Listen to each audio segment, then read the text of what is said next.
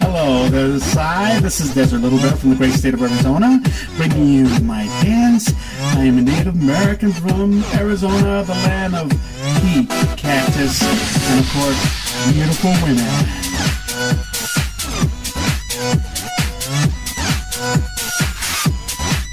Did I tell you I make a great tofu burger? Yes, I do. As a matter of fact, one of my specialties is making tofu. And the Arizona tofu burger that I make is spectacular, easy, and anyone can do it. And that's the whole purpose of my little dance for you. To catch your attention and to say, hey, I'm special. And I want you to notice me.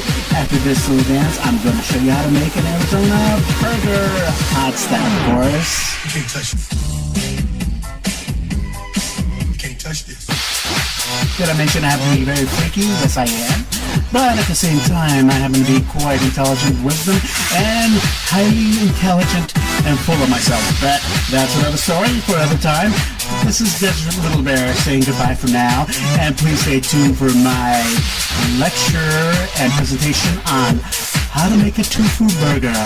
This is Bear saying goodbye. I'm Desert Little Bear, greetings and salutations.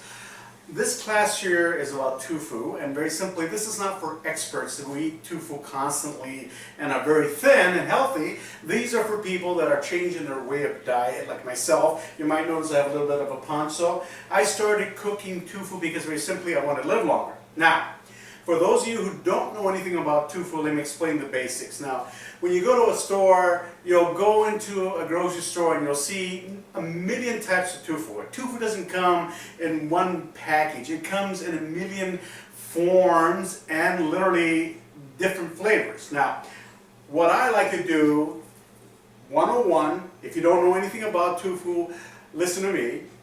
Buy the cake tofu. Now I refer to this as cake because it looks like a loaf of bread or a cake, and it's very spongy. Normally you'll find it in a tub of water, and that's where you store tofu, is inside your refrigerator in a bowl of water. Now when you buy the tofu, it's very spongy, very, should I say, plastic. Now what I mean by that, I'll cut a little bit off right now, and it almost feels like cottage cheese. It's very spongy, and when you cook it, that's what you'll get too. Now the secret about not having that somewhat unpleasant texture of slime, for no better factor, is you have to freeze the tofu. Now this is the same loaf. It's been frozen in our refrigerator for overnight. Now I've defrosted. What happens is a very strange thing occurs when you freeze tofu.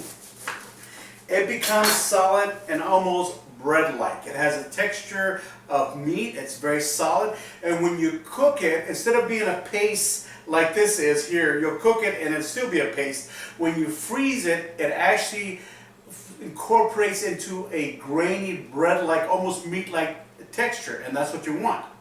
And very simply, this will be the loaf, or should I say the patty, of my Arizona hamburger.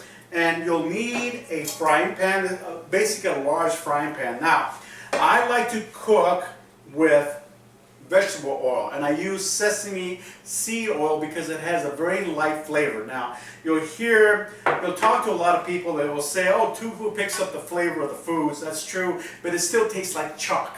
It does pick up the flavor. You actually have to cook it, and you literally have to develop a taste for it. After a while, now I'll eat a tofu burger and it's absolutely delicious. Until you become accustomed to eating healthy and so forth, it'll taste a little funny. Now, by doing it the way I am, it'll actually taste quite well and literally delicious. So you take a patty like this, you put a little bit of oil. You can use regular vegetable oil, but again, I like the sesame seed oil. Now, in reference to how much you put in, a dab, you don't put in a lot, and then you swish it around, spread the oil. You can take the patty and just swirl it around. Next phase you do is you put it on your stove and basically cook it like it's regular hamburger. Now, The process of cooking hamburger or cooking tofu is very simply, you have to cook until it's a light brown underneath and then flip it over and then a light brown on top. Now, one other secret about cooking tofu. You have to add a flavor. Now, I mentioned about chalk, and very simply it does have a chalk. Oh, here comes a cameo appearance by Loki. And Loki, you don't eat lettuce now, you know that. Okay, continue on. Loki's gonna be my mascot, and just don't eat the lettuce, okay? Now, getting back, there are numerous types of sauce I like to use.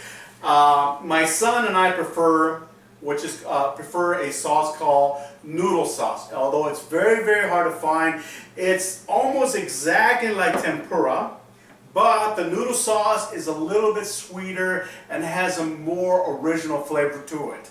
Now, what you do with the noodle sauce is you'll take it, and once this heats up and you're starting to fry the tofu, you'll put some noodle sauce in it and fry it along with the tofu. Let it cook or let it lightly brown on the bottom, and very simply that's all you do. Welcome back. The tofu's done. Now I'm going to take it out and show you. It's lightly brown on top and it's also brown on the bottom. It's done. You're ready to put it on a slice of bread. That's what I'm going to do. Now, you can add any condiment that you would like. I like hot sauce, a lot of hot sauce on it. I like my stuff spicy and delicious, so therefore an Arizona burger. And of course you can put lettuce on, cheese, other condiments like mustard. And this has been Desert Little Bear, and I've only got one thing to say to you, and that's happy trails to you. Until we meet again, this has been Bear at the Kitchen. Bye.